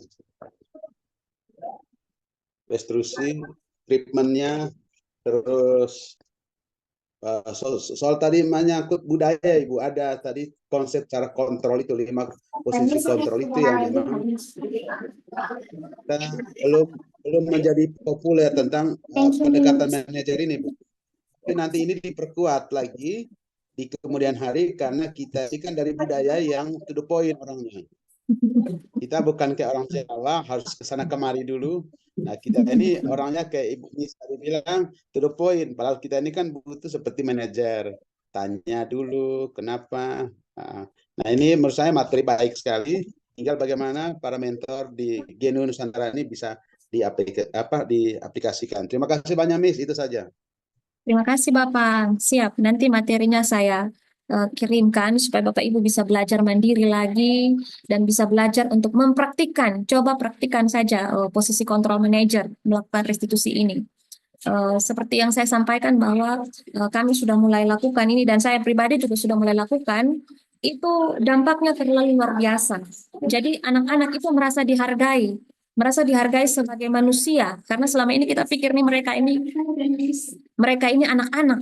Jadi ya kita saja yang kontrol mereka, kita yang kendalikan mereka. Padahal tidak. Kalau kita perlakukan mereka sebagai manusia, kita pahami kebutuhan mereka yang belum terpenuhi apa, kita pahami dan kita stabilkan identitas mereka. Waduh, mereka ketika berespon dengan kita tuh waduh enak sekali dan tidak emosi kita tuh tidak habis terkuras gara-gara marah-marah karena kita memberikan kesempatan kepada anak-anak untuk menjelaskan dan kita memahami kondisi mereka.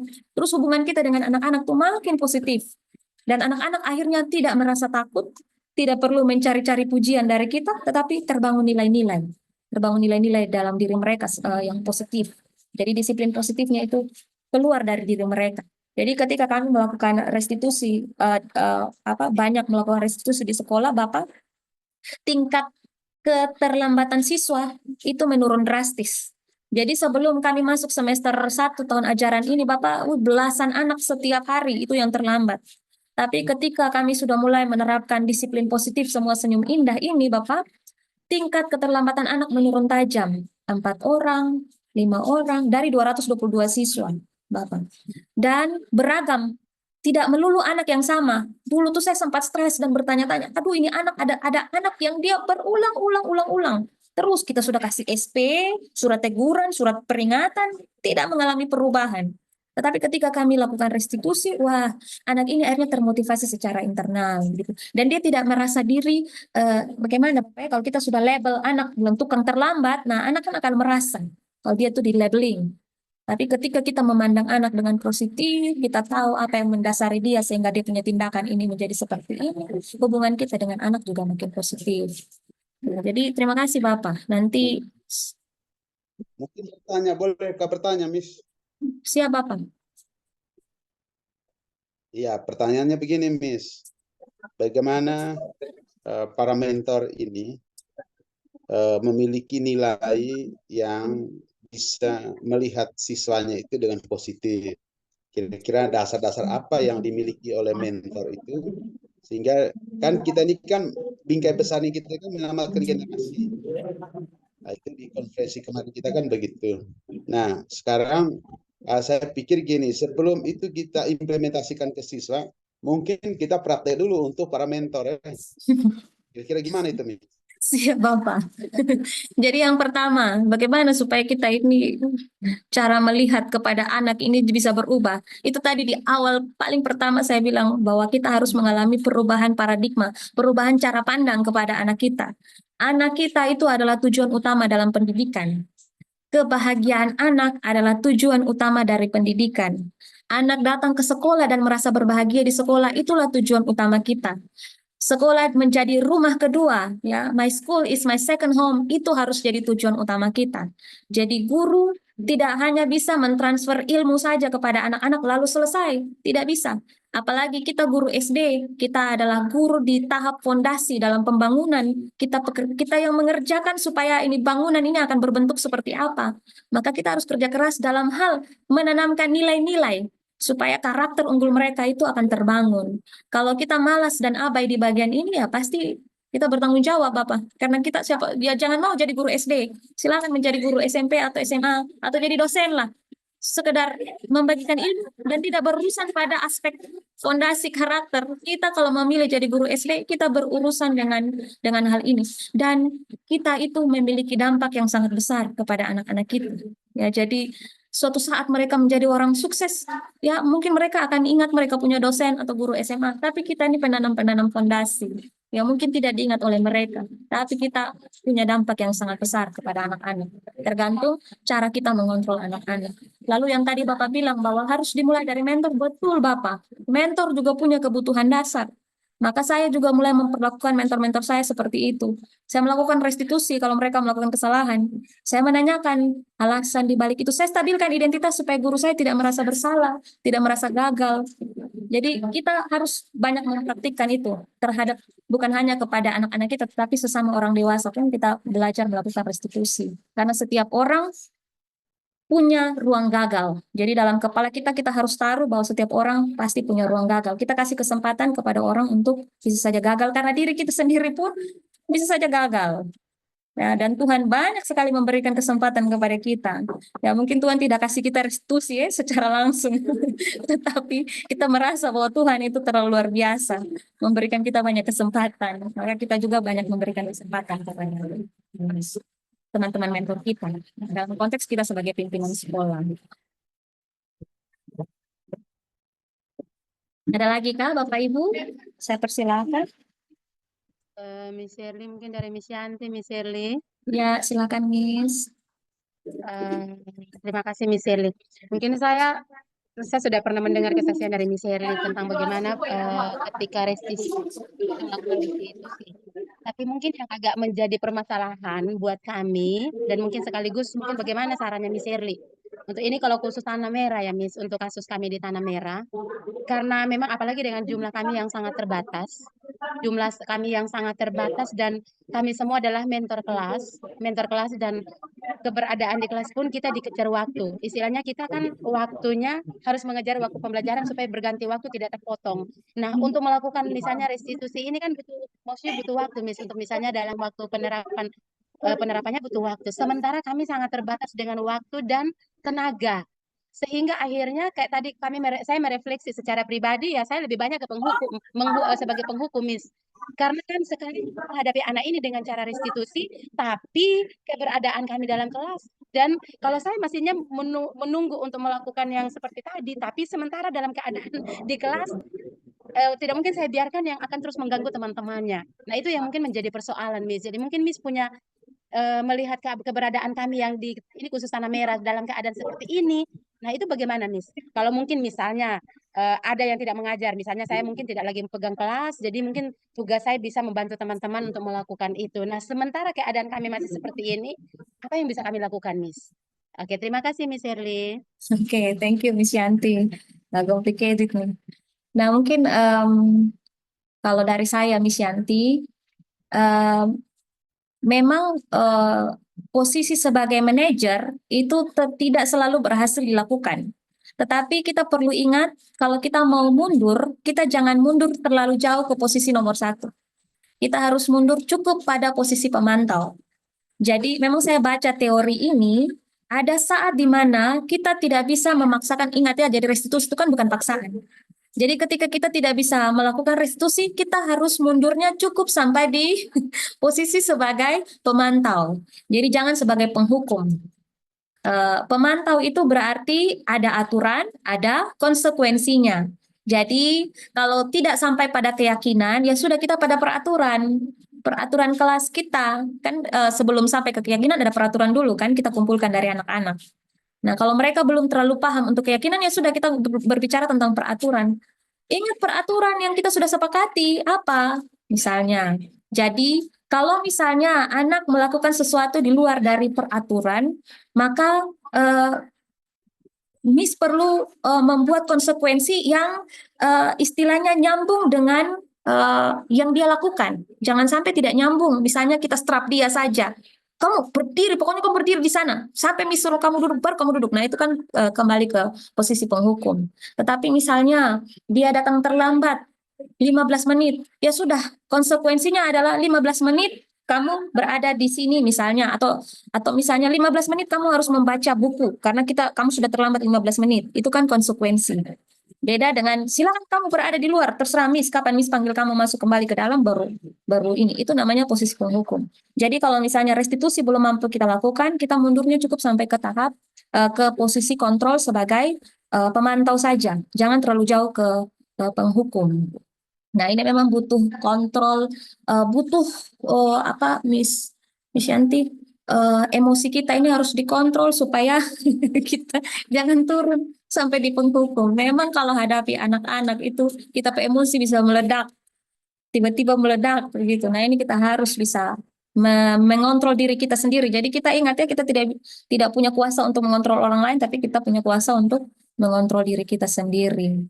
Lalu Miss Yanti, sebaiknya kita perlu mengambil waktu untuk melakukan restitusi. Kalau misalnya di saat di kelas memang tidak bisa dilakukan, kita pending. Kita pending setelah itu. Setelah kelas selesai, Miss mau bicara dengan kamu. Atau misalnya, Miss besok mau bicara dengan kamu ya nak ya, gitu. Tapi kita tidak, jangan sampai pokoknya Miss mau ketemu kamu ya. Nah itu kan sudah rasanya ada ancaman di situ. Tapi nak, kamu ini kita nanti bercerita ya dengan Miss ya. Karena Miss ada ngajar sebentar ya, misalnya begitu. Jangan sampai atau besok, jangan sampai karena kita dengan ada ancaman besok dia tidak datang.